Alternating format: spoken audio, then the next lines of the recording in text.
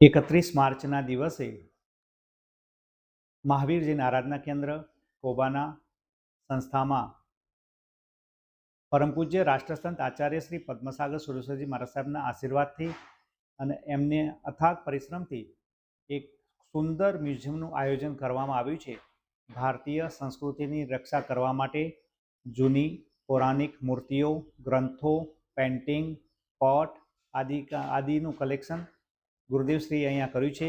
90,000 square ફૂટની અંદર બાંધકામ કરવામાં આવ્યું છે. એનું ઉદ્ઘાટન આપણા ભારતના લોકલાડીલા અને ગુજરાતના રત્ન એવા નરેન્દ્રભાઈ મોદીજીના હાથે અહીંયા ઉદ્ઘાટન થવા જઈ રહ્યું છે. તે દિવસે 2.25 કલાકથી પણ વધારે સમય મોદીજી આ કાર્યક્રમના અંતર્ગત પોતાની હાજરી આપશે અને અમને બહુ ખુશી છે કે તે દિવસે પરમાત્મા મહાવીર સ્વામીનું જન્મ કલ્યાણક છે, યાની કે જન્મ દિવસ છે. એ પણ એક આપણા માટે ખૂબ જ એક યશસ્વી કાર્ય છે. તો એના કારણે ભારતનો જૈન સમાજ ખૂબ જ પ્રસન્ન છે કે એક યોગ્ય વ્યક્તિના હાથે ઉદ્ઘાટન થવા જઈ રહ્યું છે. તો આ એક મંગલ કાર્યક્રમ છે.